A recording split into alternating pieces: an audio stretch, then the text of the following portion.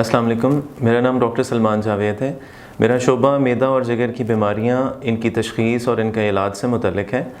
آج کل میں فاطمہ جناح میڈیکل یونیورسٹی اور گنگا رام ہاسپٹل میں بطور معدہ اور جگر کے اسپیشلسٹ کام کر رہا ہوں، اور شام کے وقت میں عمر ہاسپٹل اور حمید لطیف ہاسپٹل میں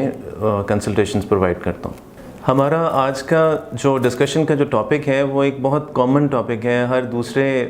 شخص کو یہ مسئلہ درپیش رہتا ہے، اور وہ ہے معدے کی تیزابیت سے متعلق۔ اب معدے کی تیزابیت ایک بہت براڈ ٹرم ہے، اس کے بارے میں یہ کہنا کہ ایک خاص علامت ہی معدے کی تیزابیت ہے، یہ بڑا مشکل ہے۔ مختلف لوگ اس کو مختلف طریقے سے لیتے ہیں۔ کچھ لوگوں کو پیٹ میں بد ہضمی کی جو شکایت ہوتی ہے، کچھ کو پیٹ میں گیس کی شکایت ہوتی ہے، کچھ لوگ یہ کہتے ہیں کہ ہمیں سینے میں جلن ہوتی ہے، یا منہ کا ذائقہ کڑوا ہو جاتا ہے، یا بعض اوقات منہ میں کڑوا پانی آتا ہے۔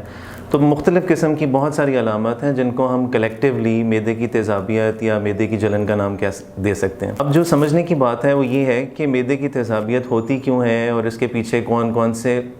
بیماریاں ہیں، کون کون سی وجہیں ہیں۔ لیکن سب سے پہلے تو بات یہ ہے کہ بیماریوں کو تو ہم بعد میں ڈسکس کریں کہ کون سی وجہ ہو سکتی ہے۔ بیسک چیز ہے ہمارا لائف سٹائل کیا ہے، کیونکہ خاص طور پہ یہ چیز ہے کہ آج کل جس طرح سے جنک فوڈ بہت زیادہ کھایا جاتا ہے، یا جو باہر کے کھانے ہیں ان کا بھی استعمال ظاہر ہے ہم کافی کرتے ہیں۔ تو دو چیزیں ہیں خاص طور پہ کہ کھانے کی کوالٹی کیسی ہے اور کھانے کی اماؤنٹ کتنی ہے۔ اگر ہم اوور ایٹنگ کر رہے ہیں، ہم کھانا زیادہ کھاتے ہیں اور بھوک سے بڑھ کے کھا لیتے ہیں، تو ایک تو وہ بھی بہت بڑی وجہ بنتی ہے معدے کو خراب کرنے کے لیے۔ اور دوسری چیز پھر یہ کہ اگر ہم جو کھانے کی جو کوالٹی ہے، اگر اس میں مرچ مسالہ زیادہ ہے، چکنائی زیادہ ہے، یا تلا ہوا کھانا ہے زیادہ،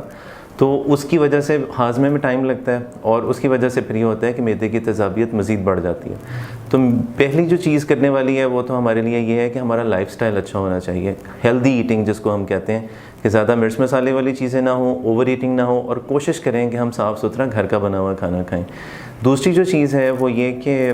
کچھ ایسی بیماریاں بھی ہیں، کچھ ایسے انفیکشنز بھی ہیں کہ اگر وہ پیٹ میں ہو جائیں، کوئی انفیکشن ہو جائیں، تو اس وجہ سے معدے کی تیزابیت بڑھ جاتی ہے۔ اور پھر کچھ ایسی بیماریاں بھی ہوتی ہیں جو کہ فیملی میں چلتی ہیں، جن کو ہم موروثی بیماریاں کہتے ہیں۔ تو لیکن جو میجر پرپورشن ہے، جو زیادہ تر مریض ہمارے پاس جو آتے ہیں، ان میں مین جو پرابلم وہ یہی ہوتا ہے، اوور ویٹ ہو جانا، کھانے پینے کا خیال نہ کرنا، اور ان چیزوں کی وجہ سے پرابلم زیادہ ہو جاتے ہیں۔ تو ہم نے اب اس طرح سے ہے کہ ان چیزوں کو ٹریٹمنٹ جو کرنی ہے، ان کا جو خیال رکھنا ہے، ہیلدی ایٹنگ تو کرنی ہے، لائف سٹائل اپنا ٹھیک کرنا ہے۔ دوسری چیز پھر یہ ہوتی ہے کہ جب ہم ان کے لیے دوائیاں استعمال کرنا شروع کرتے ہیں، تو اس میں ایک غلطی بہت بڑی ہم یہ کرتے ہیں کہ دوائی ہم نے شروع کی، اور اس کے بعد پھر 2-3 دن ہم نے دوائی کھائی، پیٹ ٹھیک ہو گیا، ایسیڈیٹی کم ہو گئی، تو ہم دوائی کو چھوڑ دیتے ہیں۔ پہلے ڈاکٹر کے پاس گئے یا نہیں گئے، اور کیونکہ دوائیاں آج کل ویسے ہی اتنی مل جاتی ہیں تو ہم خود ہی سے بھی کھا لیتے ہیں۔ تو اس کے بعد جب ان کو ہم 2-3 دن استعمال کر کے چھوڑ دیتے ہیں، تو کچھ دن کے بعد وہ ایسیڈیٹی پہلے سے بھی زیادہ مقدار میں بننی شروع ہو جاتی ہے، اور پرابلم اسی طرح سے ہو جاتا ہے۔ تو میری ایڈوائس یہ ہے کہ ایک تو ڈاکٹر کے مشورے سے دوائی لی جائے، ایک ڈاکٹر کے ساتھ میں ایک پلان طے کر لیا جائے کہ مجھے کتنی دیر کے لیے دوائی کھانی ہے، اور اس کو پھر کس طرح سے دوائی کو آہستہ آہستہ کر کے ختم کرنا ہے، فوراً نہیں چھوڑنا۔ تو میری جو ایڈوائس ہے وہ یہی ہے، ایک تو ہیلدی ایٹنگ کا کام کرنا ہے کہ کھانے پینے کا خیال رکھنا ہے کہ وہ ٹھیک کھایا جائے، اور دوسرا جو دوائیوں کا استعمال ہے اس کو کس طرح سے آپ نے یوز کرنا ہے کہ دوائیاں غیر ضروری استعمال نہیں کرنی، اور ان کو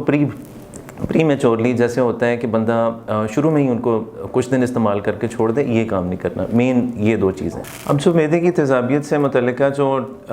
ٹریٹمنٹ ہے، جو اس کا علاج ہمارے پاس اویلیبل ہے، اس میں سب سے پہلی چیز تو ہم کسی بھی بیماری سے متعلق بھی ہو تو اس میں ہم یہی کہتے ہیں کہ لائف سٹائل چینج کرنا ہے۔ پہلی چیز وہ آ گئی۔ دوسرا پھر اس کے بارے میں کچھ دوائیاں ہیں جن کا ہم استعمال کرتے ہیں، اس کے بارے میں بھی ذکر ہوا کہ مختلف طرح کی دوائیاں ہیں جن کو ہم استعمال کرتے ہیں، اور اس کا ایک سیٹ پیٹرن ہوتا ہے کہ ہم نے کس طرح سے دوائی دینی ہے۔ وہ اوبیسلی جو ڈاکٹر ہے وہی آپ کو بہتر مشورہ دے سکتا ہے کہ کون سی دوائی کو کتنے عرصے کے لیے آپ نے استعمال کرنا ہے، اور اس کو کس طرح سے آپ نے چھوڑنا ہے۔ دوسرا پھر یہ کہ ایک دفعہ دوائی کا کورس ہم نے کیا، ہم نے خوراک کی احتیاط بھی کی، اس کے باوجود اگر چیزیں ٹھیک نہیں ہو پا رہی، کیونکہ ہمارے پاس ایسے بہت سارے پیشنٹس آتے ہیں جو کہ سال ہر سال سے معدے کی دوائیاں کھا رہے ہیں اور پھر بھی ان کا مسئلہ چل رہا ہے، تو اس صورت میں پھر معدے سے متعلقہ کچھ ٹیسٹ ہیں جو کہ اویلیبل ہیں۔ اس میں کچھ بلڈ سے متعلقہ بھی ٹیسٹ ہیں، کچھ پخانے کا بھی ٹیسٹ ہوتا ہے۔ اس کے علاوہ خاص طور پہ معدے کا جو کیمرے کے ساتھ معائنہ کیا جاتا ہے، جس کو ہم اینڈوسکوپی کہتے ہیں۔ تو اگر چیزیں نہیں بہتر ہو پا رہی تو پھر میرا مشورہ یہ ہے کہ ہمیں معدے اور جگر کے ڈاکٹر سے رابطہ کر کے معدے کا ٹیسٹ کرانا چاہیے، تاکہ اصل میں پتہ تو لگے کہ پرابلم چل کیا رہا ہے۔ ہم دوائیاں کھا رہے ہیں اور چیزیں نہیں ٹھیک ہو پا رہی، کیونکہ بہت سارے ایسے علامات ہوتی ہیں جن میں ہمیں یہ ٹیسٹ کرنا ہی پڑتا ہے، خاص طور پہ ایسے پیشنٹس جو کہ